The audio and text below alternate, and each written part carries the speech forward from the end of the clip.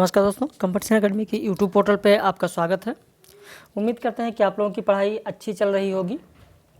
और अभी इस समय नाटक इकाई चल रही है और नाटक आप लोगों को कराया गया है। नाटक में कौन कौन सी चीज़ें हो गई हैं तो आपने देखा कि जयशंकर प्रसाद के नाटक मैंने आप लोगों को करा दिया है, यानी प्रसाद जी के नाटक हो गया है। प्रसाद जी के नाटक के बाद आपने यह भी देखा कि उसमें हम लोगों ने और भी कुछ नाटक करा दिए हैं, जैसे धर्मवीर भारती का अंधायुग नाटक भी आपको मिल चुका है। मोहन राकेश का आषाढ़ का एक दिन और आधे अधूरे मिला है। उपेंद्र नाथ अश्क का अंजो दीदी नाटक करा दिया गया है। हबीब तनवीर का आगरा बाजार मैंने पूरा नाटक आप लोगों को भेज दिया है और सर्वेश्वर दयाल सक्सेना का बकरी नाटक भेज दिया है। कल हम लोग बात करेंगे लक्ष्मी नारायण लाल का नाटक सिंदूर की होली, मन्नू भंडारी का महाभोज और शंकर शेष का एक और द्रोणाचार्य। तो इस तरीके से आपके पाठ्यक्रम के जितने भी नाटक लगे हुए हैं परीक्षा में वो सारे पूरे हो जाएंगे। और फिर उसके बाद हम लोग बात करेंगे निबंध की। एक चीज़ और ध्यान दीजिए, जितने भी हमारे पेड मेंबर्स हैं अभी केवल 28 या 29 लोगों का टेस्ट सीरीज का उत्तर आया है। आप जितने भी लोग हैं पेड मेंबर्स हमारे ध्यान दें, प्रतिदिन आपको टेस्ट सीरीज दी जा रही है, कम से कम आप टेस्ट सीरीज का उत्तर तो भेजें। उत्तर नहीं भेजेंगे तो पता कैसे चलेगा कि आपका परफॉर्मेंस क्या है। अभी 2 बज रहा है, 2:30 बजे आपको वीडियो लेक्चर मिलता है। कोशिश किया करिए कि लेक्चर से पहले आप लोग आंसर भेज दिया करें। जो हमारे नए मेंबर्स हैं जिनका एडमिशन अभी कल हुआ है वो भी ध्यान दें कि टेस्ट सीरीज का उत्तर जरूर भेजें। व्हाट्सएप पर आपको सुबह 10 बजे उपलब्ध करा दिया जाता है। तो चलिए आज शुरू करने जा रहे हैं। बीच में कुछ प्रश्न आपको दे देते हैं, नाटक से संबंधित महत्वपूर्ण प्रश्नोत्तरी है। और यहाँ पर मैंने एक चीज़ लिख दिया है कि आप अपनी तैयारी का मूल्यांकन अवश्य करें। देखिए, यहाँ पर प्रश्न देने का मतलब ये है कि कम से कम आपने अगर पढ़ा है, आप कहीं किसी संस्थान से नहीं जुड़े हुए हैं, खुद से तैयारी कर रहे हैं, तो भी आप इन प्रश्नों को देखें और आपके कितने प्रश्न सही हो सकते हैं आप खुद देखिए। ऐसा नहीं कि कोई सिलेबस से बाहर प्रश्न दे दिया जाता है। जितने प्रश्न मैं देता हूँ सब के सब सिलेबस पर आधारित है, सिलेबस से ही प्रश्न दिए जाते हैं हमारे यहाँ। तो अपनी तैयारी का मूल्यांकन आप अवश्य करें कि आपने जो पढ़ा है क्या सही दिशा में आप जा रहे हैं या नहीं। यदि आप हमारे साथ पेड बैच ज्वाइन करना चाहते हैं तो इस नंबर पर या इस नंबर पर, इन दोनों में से किसी भी नंबर पर आप फ़ोन कर लीजिए, व्हाट्सएप कर लीजिए। आपको फीस और सारी जानकारी बता दी जाएगी। और अभी इतना वक्त है, परीक्षाएं स्थगित हो चुकी हैं। कोई भी परीक्षा जुलाई अगस्त से पहले होने की संभावना नहीं है। तो आपके पास 3 महीने का समय लगभग मिल रहा है। और अगर अभी भी पूरी ईमानदारी के साथ सकारात्मक दिशा में आप बढ़ेंगे तो सफलता अवश्य मिलेगी। हमारे यहाँ भी नाटक हो रहा है, नाटक के बाद में फिर निबंध कराएंगे, निबंध के बाद अन्य विधा कराएंगे और फिर इकाई 1 से शुरू करेंगे। हमारे यहाँ सिलेबस साइक्लिक चलता है, कोई नया बैच नहीं। आप जहाँ से शुरू करेंगे फिर आकर हम वहीं पहुँच जाएंगे और आपका सिलेबस पूरा हो जाएगा। आप जितना जल्दी एडमिशन लेंगे, जितना ज़्यादा समय देंगे, उतना आपके लिए बेहतर होगा। तो चलिए शुरू करते हैं। प्रश्नों को देखिए। प्रश्न अगर आपको अच्छे लग रहे हैं तो एक बार अपनी प्रतिक्रिया, अपनी राय जरूर दें। आपके कमेंट का मुझे इंतजार रहेगा। ध्रुव स्वामिनी नाटक में निम्न कथन किसका है? वीरता जब भागती है तब उसके पैरों से राजनीतिक छल कपट की धूल उड़ती है। ये परीक्षा में पूछा गया प्रश्न है। आपका उत्तर होगा बी, मंदाकिनी। अगला प्रश्न है, तुम्हारी हत्या नहीं, तुम जियो भेड़ की तरह, तुम्हारा क्षुद्र जीवन, उसे ना लूंगी, मैं अपना ही जीवन समाप्त करूंगी। किसने कहा है? मंदाकिनी ने कहा है, ध्रुव स्वामिनी ने कहा है, कोमा ने कहा है, या इनमें से कोई नहीं। तो यहाँ पर भी आपका उत्तर होगा बी, ध्रुव स्वामिनी ने कहा है। सौभाग्य और दुर्भाग्य मनुष्य की दुर्बलता का नाम है। मैं तो पुरुषार्थ को ही सबका नियामक समझता हूँ। पुरुषार्थ ही सौभाग्य को खींच लाता है। उपरोक्त कथन ध्रुव स्वामिनी नाटक में किसका है? विकल्प है सकराज, शेखर स्वामी, मिहिर देव, पुरोहित। तो यहाँ पर आपका उत्तर होगा पहला शकराज। आधे अधूरे नाटक में अशोक किसका लड़का है? महेंद्र नाथ का लड़का है, सिंघानिया का लड़का है, जगमोहन का लड़का है या जुनेजा का लड़का है? तो आपका उत्तर होगा महेंद्र नाथ का लड़का है। आधे अधूरे में अशोक महेंद्र नाथ का लड़का है। अगला प्रश्न, आधे अधूरे नाटक में सावित्री के प्रेमी का क्या नाम है जिसके साथ बड़ी लड़की बिन्नी भाग जाती है? मनोज, जगमोहन, चंदन, सिंघानिया। तो प्रश्न संख्या 5 का उत्तर होगा ए मनोज। अगला प्रश्न, चुकंदर है वो आदमी है जिसे न बैठने का शऊर है न बात करने का। आधे अधूरे नाटक में निम्न कथन किसका है? बिन्नी, किन्नी, अशोक या महेंद्र नाथ? तो यहाँ पर आपका उत्तर हो जाएगा सी अशोक ने कहा है।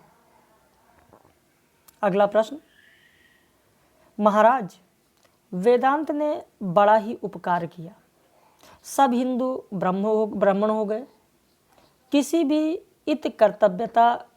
की इत कर्तव्यता बाकी ना रही, ज्ञानी बनकर ईश्वर से विमुख हुए, रुच हुए, अभिमानी और इसी से स्नेह शून्य हो गए।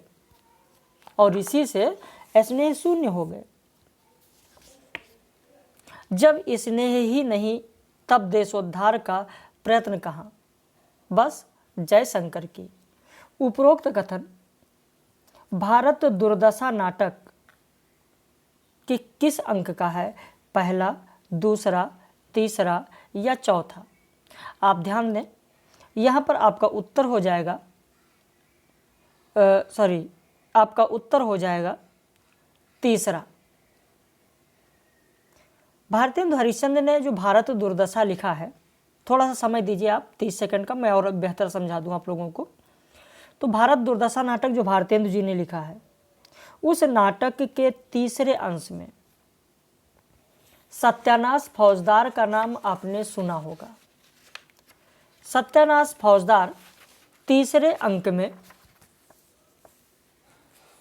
उपरोक्त जो कथन दिया गया है वो कथन कहता है कि छुआछूत ही नहीं, वेदांत भी भारत का खास उपकारक है, क्योंकि हिंदुओं को उसने इतना आलसी बना दिया है कि सद्कार्य का ज्ञान न रहा। और इस संदर्भ में पूरा ये टिप्पणी किया गया है सत्यानाश फौजदार के द्वारा कि इस वेदांत ने हिंदुओं का बड़ा अहित किया है। वेदांत का यह मत रचकर कि सब कुछ ब्रह्म है, मनुष्यों को कर्म के मार्ग से विमुख कर दिया है। इस प्रकार अब सभी हिंदू पुरुषोत्तम हो गए हैं। तो यहाँ व्यंग्यार्थ ये है कि सभी हिंदू अपने को ब्रह्म समझकर पुरुष और नपुंसक हो गए हैं। हिंदुओं ने अपने आप को परम ज्ञानी समझ लिया है, इसीलिए वह ईश्वर से विमुख हो गए हैं, कठोर हो गए हैं, स्नेह शून्य हो गए हैं। और ऐसी स्थिति में देशोद्धार का कोई भी प्रयत्न उन्हें कैसे प्रभावित कर सकता है? फिर इसी के बारे में आगे जब आप पढ़ेंगे तीसरे अंक में, तो इसी के आगे लिखा हुआ जो ये कथन दिया गया, इसी के आगे लिखा हुआ सत्यानाश फौजदार कहता है कि महाराज फिर संतोष ने भी बड़ा काम किया है, राजा प्रजा सबको अपना चेला बना लिया। अब हिंदुओं को खाने मात्र से काम, देश से कुछ काम नहीं, राज ना रहा पेंशन ही सही, रोजगार ना रहा सूद ही सही, वो भी नहीं तो घर ही का सही। संतोषम परम सुरा, रोटी ही को शाखा सराह के खाते हैं। संतोषम परम सुख हम नहीं कहा उसने, संतोषम परह सुरा, सुरा मतलब मदिरा, उद्यम की ओर देखते ही नहीं है। निर्दमत्ता ने भी संतोष को बड़ी सहायता दी और इन दोनों को बहादुरी का मेडल जरूर मिले, व्यापार को इन्हीं ने मार गिराया।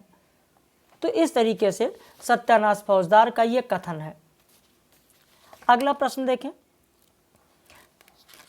आंधी आने के पहले आकाश जिस तरह स्तंभित हो रहता है, बिजली गिरने से पूर्व जिस प्रकार नील कादम्बनी का मनोहर आवरण महाशून्य पर चढ़ जाता है, क्या वैसी ही दशा गुप्त साम्राज्य की नहीं है?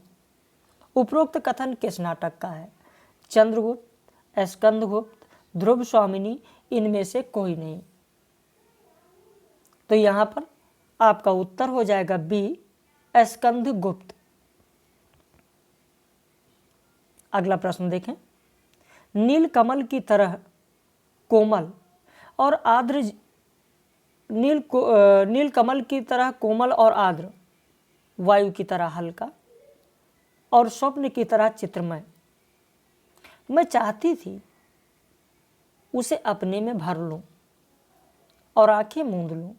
मेरा तो शरीर निचुड़ रहा है माँ। कितना पानी इन वस्त्रों ने पिया है माँ। उपरोक्त कथन किस नाटक का है? चंद्रगुप्त, स्कंदगुप्त, अंजो दीदी, आषाढ़ का एक दिन। यहां पर आपका उत्तर होगा आषाढ़ का एक दिन। मल्लिका ने कहा है, तो यहाँ आषाढ़ का एक दिन का ये कथन है। जितने भी हमारे पेड मेंबर्स हैं जिनका एडमिशन अभी आज हुआ है, कल शाम को हुआ है, आंसू हैं, निशा हैं, विनीता हैं, मयंक है, सुरेश है, सभी लोग ध्यान दें कि जो भी चीज़ें आपके समझ में नहीं आती हैं, जो प्रश्न आपको नहीं आ रहा होता है, सही आंसर बताया जाता है, तो एक रफ में या कॉपी में आप ज़रूर लिखते चलें, ताकि परीक्षा के समय रिवीजन करने में आपके लिए आसान रहेगा। वैसे पीडीएफ तो सारी आप लोगों को भेज ही दी जा रही है, आप बाद में भी लिख सकते हैं, लेकिन चीज़ों को समझते चलें। अभी 2:30 बजे आपको वीडियो लेक्चर मिल रहा है, उस लेक्चर को भी देखें, उसमें भी बहुत सारी चीज़ें आपको लिखाई जाती हैं, उन्हें भी आप लिखते चलें और लेक्चर को अंत तक जरूर देखें। अगला प्रश्न, विलोम क्या है? एक असफल कालिदास और कालिदास एक सफल विलोम। हम कहीं एक दूसरे के बहुत निकट जान पड़ते हैं। उपरोक्त कथन आषाढ़ का एक दिन नाटक के किस अंक का है? पहला अंक, दूसरा अंक, तीसरा अंक या चौथा अंक? आपका उत्तर होगा पहला अंक। देखिए, विलोम और कालिदास के बीच का यह संवाद है।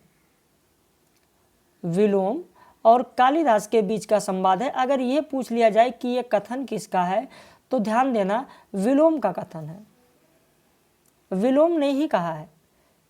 कहा कि विलोम क्या है? एक असफल कालिदास है और कालिदास एक सफल विलोम।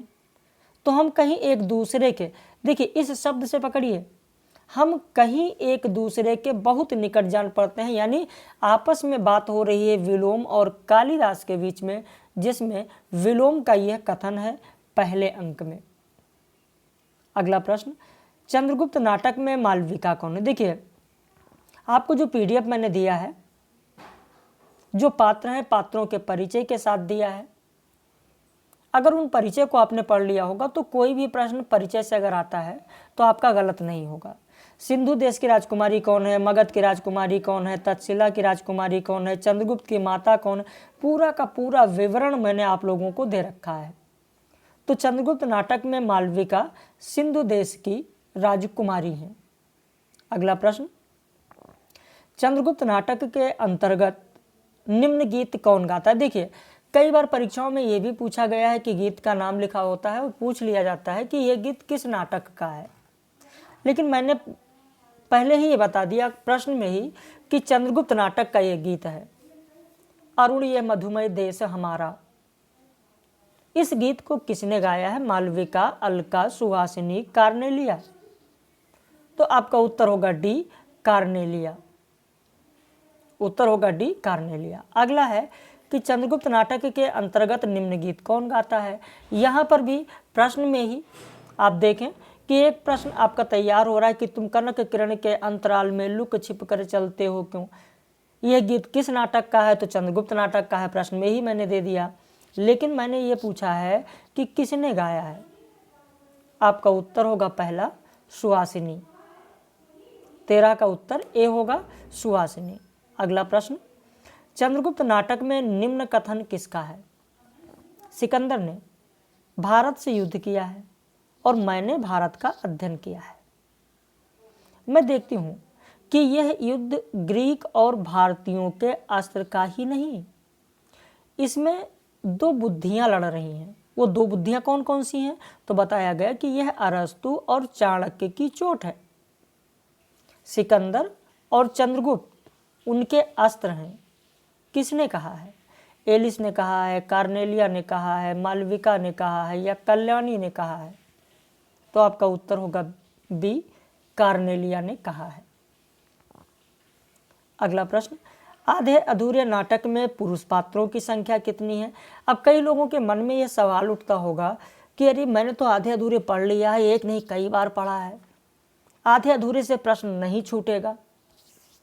लेकिन जब इस तरीके का प्रश्न आ जाता है कि आधे अधूरे नाटक में पुरुष पात्र की संख्या कितनी है, तो अब वहाँ परीक्षा में दिमाग लगाने लगते हैं, अच्छा कौन कौन है, आधे अधूरे में कौन कौन है? अच्छा महेंद्रनाथ होंगे, अशोक होंगे और जगमोहन होंगे, फिर गिनते सिंघानिया होंगे, ऐसे अंगुलियों पर गिनते रहते हैं कौन कौन से हैं, है ना।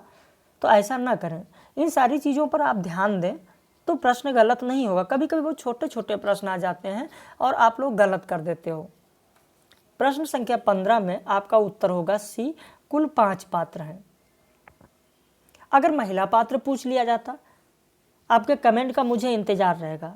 जरूर बताइएगा कि आधे अधूरे नाटक में महिला पात्रों की संख्या कितनी है। अगर ऐसा प्रश्न होता तो क्या आपको पता है कि आप कर लेते? अगर आपको पता है तो भी आप कमेंट करके बताइएगा कि पता था। अगर नहीं पता है तो भी कमेंट करके बताइएगा कि सर मुझे नहीं पता था। देखिए, आपके कमेंट से मुझे ये चीज़ लगता है कि हाँ, आप लोग पूरी ईमानदारी के साथ वीडियो को देख रहे हैं, चीज़ों को समझ रहे हैं, जो कहा जा रहा है उस पर अपनी प्रतिक्रिया जता रहे हैं। तो आप कमेंट जरूर करें, आपके कमेंट का मुझे इंतजार रहता है। आधे अधूरे नाटक में महिला पात्रों की संख्या कहीं लिखना है तो लिख लीजिए, 3 है। अब आप जरूर बताइएगा, मैंने यहाँ बता दिया है ताकि आपको खोजने की जरूरत ना पड़े। आधे अधूरे नाटक में सावित्री किसे आधा अधूरा समझती है? महेंद्रनाथ को, जुनेजा को, जगमोहन को या सिंघानिया को? आपका उत्तर होगा पहला, महेंद्रनाथ। प्रश्न संख्या 16 का ए होगा महेंद्रनाथ। अगला प्रश्न, मोहन राकेश के किस नाटक में मध्यवर्गीय वैवाहिक जीवन की आर्थिक और मनोवैज्ञानिक दोनों प्रकार की विडंबनाओं का सफल चित्रण हुआ है? विकल्प है आषाढ़ का एक दिन, लहरों के राजहंस, आधे अधूरे, पैर तले की जमीन। तो आपका उत्तर हो जाएगा सी, आधे अधूरे। अगला प्रश्न है, आधे अधूरे नाटक में बड़ी लड़की महेंद्रनाथ के यह पूछने पर कि आदमी जो जवाब दे उसके चेहरे से तो भी झलकना चाहिए, व्यंग्य की भाषा में किस रोग का नाम लेती है? जॉइंडिस, तपेदिक, ब्लड प्रेशर या कोढ़? आपका उत्तर हो जाएगा बी, तपेदिक।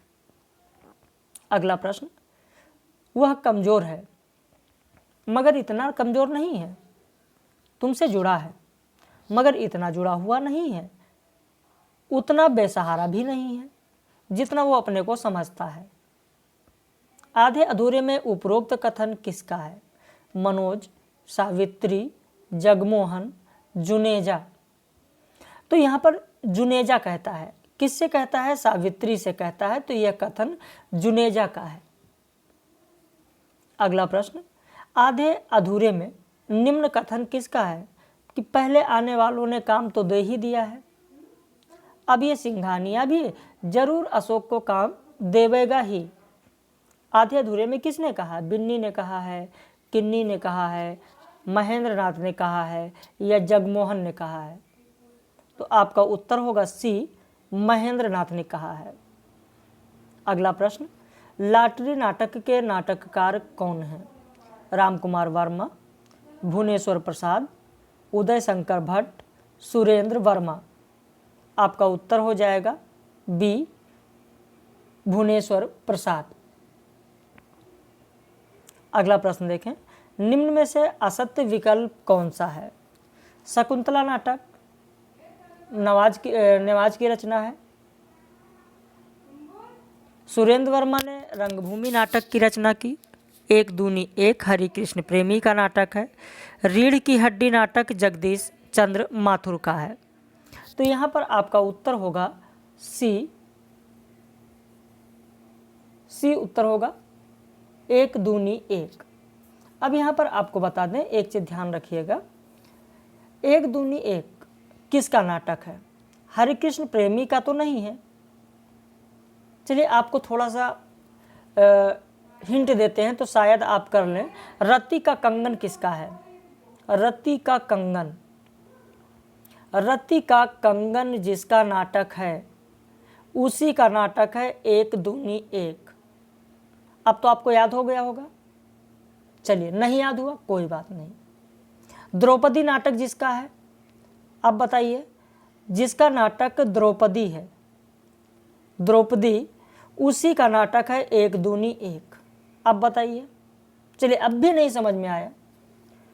आठवां सर्ग, आठवां सर्ग जिसका नाटक है उसी का नाटक है एक दूनी एक, द्रौपदी, रति का कंगन। अब तो 100% मुझे विश्वास है कि आपको पता हो गया होगा, सुरेंद्र वर्मा, यानी एक दूनी एक सुरेंद्र वर्मा का नाटक है। द्रौपदी सुरेंद्र वर्मा का नाटक है। रति का कंगन सुरेंद्र वर्मा का नाटक है। आठवां सर्ग सुरेंद्र वर्मा का नाटक है। तो ये सारी चीज़ जितनी आपको बताई जा रही हैं, अगर आप ईमानदारी के साथ सुनते चल रहे हैं और कहीं पर लिखते चल रहे हैं तो मुझे उम्मीद है कि बहुत अच्छा आपका तैयार हो जाएगा। निम्न में से किसका जन्मकाल सबसे बाद का है? हरिकृष्ण प्रेमी, भीष्म साहनी, मोहन राकेश, शंकर शेष। तो आपका उत्तर यहाँ होगा शंकर शेष, क्योंकि हरिकृष्ण प्रेमी का जन्म हुआ था 1908 ईस्वी में। भीष्म साहनी का जन्म हुआ था 1915 ईस्वी में। मोहन राकेश का जन्म हुआ था 1925 ईस्वी में और शंकर शेष का 1933 ईस्वी में।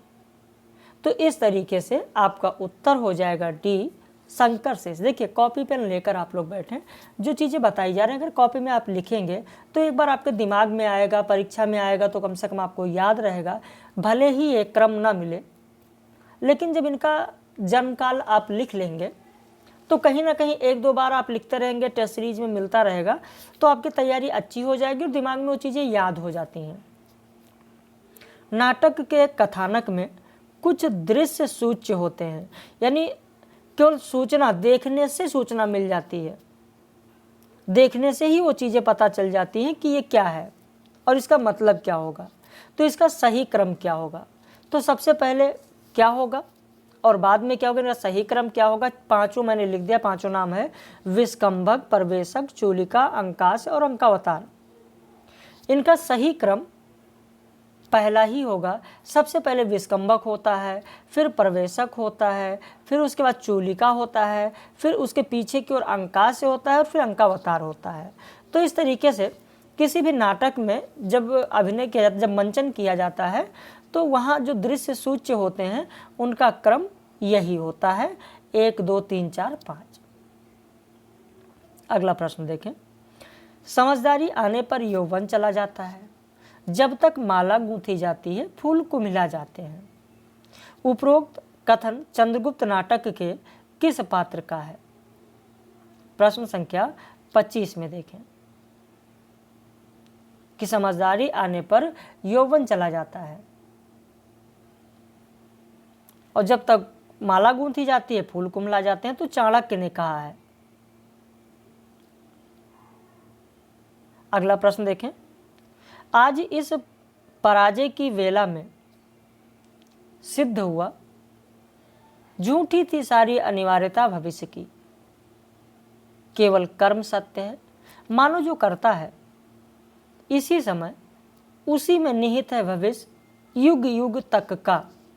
तो अंधा युग नाटक का यह संवाद किस अंक का है?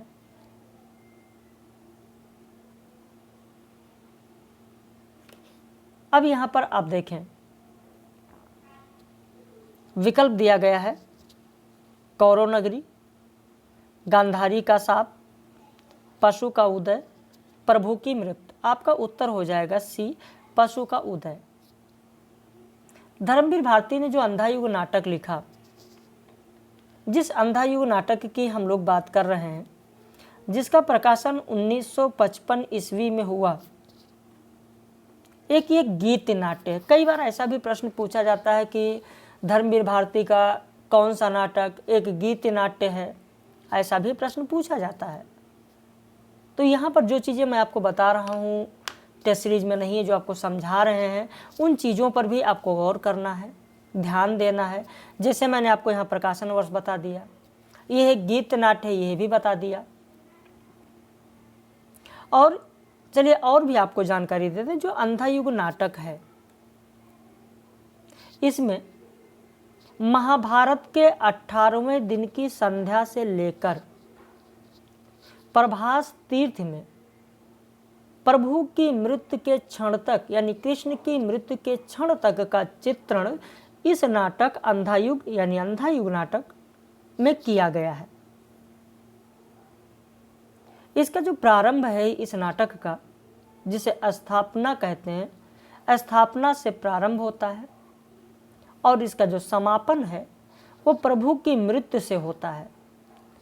और इस स्थापना और समापन के बीच में कुल 5 अंक हैं। कौरव नगरी, पशु का उदय, अश्वत्थामा, गांधारी का साप, विजय एक कर्मिक आत्महत्या। तो इस तरीके से ये 5 अंक हैं। अगला प्रश्न देखते हैं, निम्न में से असत्य विकल्प कौन सा है? विद्रोहिणी अंबा नाटक, जिसका प्रकाशन 1935 ईस्वी में हुआ, उदय शंकर भट्ट का पौराणिक नाटक है। मोहन राकेश के नाटक लहरों के राजहंस का नायक हंस पक्षी है। लहरों के राजहंस के कथानक का आधार सौंदरानंद महाकाव्य है और ये सौंदरानंद महाकाव्य अश्वघोष की रचना है। अब इनमें से गलत कौन सा है? तो यहाँ पर इस विकल्प के अनुसार बी गलत है, क्योंकि मोहन राकेश का जो नाटक है लहरों के राजहंस, इसमें नायक हंस पक्षी नहीं है, बल्कि इसमें नायक नंद हैं और वही प्रच्छन्न नायक भी कहलाते हैं। मुख्य नायक के रूप में गौतम बुद्ध हैं, लेकिन प्रच्छन्न नायक नंद को कहा गया है।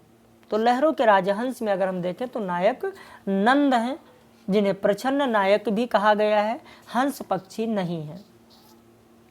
अगला प्रश्न, निम्न में से किसका प्रकाशन बाद में हुआ है?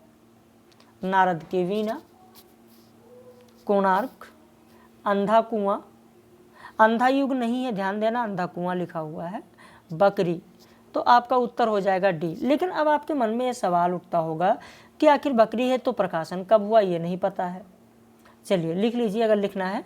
नारद की वीणा का प्रकाशन 1946 ईस्वी में हुआ। कोणार्क का प्रकाशन 1951 ईस्वी में हुआ और अंधा कुआं का प्रकाशन 1955 ईस्वी में हुआ और बकरी का 1974 ईस्वी में हुआ। अब कुछ लोगों के मन में अभी भी ये सवाल उठता होगा कि आखिर नारद की वीणा किसका नाटक है? तो आप लिख लो, लक्ष्मी नारायण मिश्र का नाटक है नारद की वीणा। कोणार्क तो आपको पता है जगदीश चंद्र माथुर का है। अंधा कुआं लक्ष्मी नारायण लाल का है। बकरी सर्वेश्वर दयाल सक्सेना का है। अगला प्रश्न है, रामकुमार वर्मा के किस एकांकी में पात्र भारवी श्रीधर भारवी के पिता, सुशीला भारवी की माता हैं? तो यहाँ पर आपका उत्तर हो जाएगा ए, प्रतिशोध। प्रतिशोध में भारवी है, श्रीधर है, सुशीला है। भारवी एक विदुषी के रूप में है। इसमें भारवी जो है, भारवी एक विदुषी के रूप में है और इनकी एक सेविका है जिसका नाम है आभा। इनकी सेविका का नाम आभा है। अब कुछ लोग उत्सर्ग भी पढ़े होंगे, तो जिन लोगों ने उत्सर्ग पढ़ा है उन्हें पता होगा कि इसमें डॉक्टर शेखर हैं जो एक वैज्ञानिक हैं, और डॉक्टर शेखर का एक सहायक भी है जिसका नाम है विनय। छाया देवी उसमें प्रेमिका हैं। शेखर की पुत्री है जिसका नाम है मंजुल, और शेखर का भी सेवक है जिसका नाम सुधीर है। कुछ लोगों ने प्रेम की आंखें, एक बार मैंने टेस्ट सीरीज में भी दिया था, तो कुछ लोगों ने प्रेम की आंखें बता दिया। भाई प्रेम के आंखें में वकील हैं जो ये जिनका नाम है मदन मोहन, और उनकी पत्नी रेखा हैं, और वकील जो मदन मोहन है उनका एक मुवक्किल है जिसका नाम बैजनाथ है। तो वो सब प्रेम की आंखें में है। ठीक है। प्रश्न संख्या 30 में दिया गया कि परवीन बानो जुल्फन किस नाटक की महिला पात्र हैं? उत्तर हो जाएगा अछूता दामन। अछूता दामन। अब कई लोगों के मन में यह भी सवाल उठता होगा कि सर ये अछूता दामन है, या सैदे हवस है, या आँख का नशा है, या हत्यारे, सब किसका नाटक है? तो आप लिख लीजिए, ये 3 नाटक प्रारंभ के, सैदे हवस, अछूता दामन, आँख का नशा, आगा हस्र कश्मीरी का नाटक है। लिख लीजिए, आगा हस्र कश्मीरी का नाटक है। जबकि हत्यारे जो 1985 ईस्वी में प्रकाशित हुआ था, इनका है नरेंद्र कोहली का। हत्यारे नरेंद्र कोहली का नाटक है। अगला प्रश्न, मनीषा, गौतम, संजय, कविता आदि पात्र लक्ष्मी नारायण लाल के किस नाटक के हैं? तो आपका उत्तर हो जाएगा बी, कर्फ्यू। अब यहाँ पर मैंने प्रकाशन वर्ष साथ में आगे लिख दिया है, आप इसका स्क्रीनशॉट ले लीजिए, या चाहे तो आप अगर याद है तो लिखने की जरूरत नहीं, पर ऐसे आप देख सकते हैं। अगला प्रश्न, लहरों के राजहंस नाटक में कौन सा कथन सुंदरी का नहीं है? सिर एक भिक्षु का और शेष शरीर एक योद्धा का। मेरा मन साधारण बातों में असाधारण अर्थ नहीं ढूंढता। तो तुम थे जो कमल ताल में राजहंसों पर पत्थर फेंक रहे थे। संभवतः उसे देखने के लिए जो दृष्टि चाहिए वो दृष्टि तुम्हारे पास नहीं है। अब इनमें से कौन सा कथन है जो लहरों के राजहंस नाटक में पात्र सुंदरी है उसका कथन नहीं है? आपका उत्तर हो जाएगा डी। डी में जो लिखा है यह नंद का कथन है, सुंदरी का कथन नहीं है। आप लिख लें, यह कथन लहरों के राजहंस में नंद का कथन है। अगला प्रश्न, जगदीश चंद्र माथुर के किस नाटक की पात्र बाईजा बाई है? प्रश्न संख्या 33 देखें, तो यहाँ पर आपका उत्तर हो जाएगा शारदिया। यहाँ पर एक चीज़ और बता दें, अलग से प्रश्न पूछा जा सकता है, ऐसे कुछ घुमाकर प्रश्न पूछे जा सकते हैं कि जगदीश चंद्र माथुर के नाटक शारदिया में शारदिया कौन है? ध्यान से सुनिएगा मेरी बातों को। जगदीश चंद्र माथुर के नाटक शारदिया में शारदिया कौन है? तो शारदिया ही बाईजा बाई है, और इन्हीं के नाम पर यह नाटक भी है। प्रश्न संख्या 34 देखें, निम्न में से बेमेल जोड़ा कौन सा है? नरमेध नाटक की गिरिराज किशोर, प्रजा ही रहने दो मणि मधुकर, राजयोग लक्ष्मी नारायण, आन का मान हरि कृष्ण प्रेमी। तो यहाँ पर आपका उत्तर हो जाएगा बी, प्रजा ही रहने दो। ये गिरिराज किशोर का है, मणि मधुकर का नहीं है। अगला प्रश्न, आधे अधूरे की सावित्री के अधूरेपन का कारण क्या है? बहुत ही महत्वपूर्ण प्रश्न है। सावित्री के अधूरेपन का कारण उसकी स्वयं की मनः स्थिति है। अगला प्रश्न, निम्न में से बेमेल जोड़ा कौन सा है? यमगाथा दूधनाथ सिंह, गूंगा इतिहास अभिमन्यु आनंद, रोक दो कान्हा सुरेंद्र वर्मा, वेन चरित्र बद्रीनारायण भट्ट। पिछली बार मैंने टेस्ट सीरीज में दिया था, कई लोगों ने इस प्रश्न का उत्तर गलत दिया था। ध्यान दीजिए, रोक दो कान्हा सुरेंद्र वर्मा का नहीं है। सुरेंद्र वर्मा का नहीं है। यह भी अभिमन्यु अनंत का है। अभिमन्यु अनंत ने विरोध नाम का नाटक लिखा, गूंगा इतिहास लिखा, रोक दो कान्हा लिखा, तीन दृश्य लिखा। तो ये सब नाटक अभिमन्यु अनंत ने लिखा है, सुरेंद्र वर्मा का नहीं है। अगला प्रश्न, निम्न में से असत्य विकल्प कौन सा है? मृदुला गर्ग का नाटक है दुल्हन एक पहाड़ की। यह नाटक एजे वेल एंडर्स के एकांकी ब्राइड फ्रॉम द हिल्स के आधार पर की गई है। कुसुम कुमार की रचना दिल्ली ऊंचा सुनती है। इस नाटक में सत्ता की विवेकहीनता और निष्क्रियता पर व्यंग्य किया गया है। दिल्ली में समस्या नाटक हिंदी में समस्या नाटक लिखने की प्रेरणा पाश्चात्य नाटककार इब्सन और बर्नार्ड शा से मिली है। नेत्रोन्मीलन नाटक के नाटककार बद्रीनाथ भट्ट हैं। तो यहाँ पर आपका उत्तर डी गलत होगा, क्योंकि नेत्रोन्मीलन मिश्र बंधु ने लिखा है। आप लिख लें, नेत्रोन्मीलन मिश्र बंधु ने नाटक लिखा है, बद्रीनाथ ने नहीं लिखा है। अगला प्रश्न, निम्न में से कौन सा नाटक कुसुम कुमार का नहीं है? उत्तर हो जाएगा, पहले पूरा विकल्प सुन ले। रावण लीला, संस्कार को नमस्कार, सुनो शेफाली, तेंदुआ। तेंदुआ मुद्रा राक्षस का नाटक है, लिख लीजिए। निम्न में से कौन सा नाटक शंकर शेष का नहीं है? शंकर शेष का नहीं है। विकल्प है नया जन्म, फंदी, बिना बाती के दीप, खजुराहो का शिल्पी। आपका उत्तर हो जाएगा नया जन्म। नया जन्म चिरंजीत ने लिखा है, लिख लीजिए, कॉपी पेन आपके पास होगा, चिरंजीत। अगला प्रश्न, निम्न में से असत्य विकल्प कौन सा है? गिरीश बख्शी की रचना गोल रोटी का सूर्य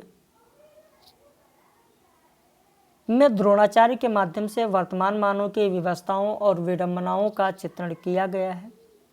योगेश गुप्ता का नाटक टूटा हुआ कोना और मुद्रा राक्षस का संतोला नाटक एक मनोवैज्ञानिक नाटक है।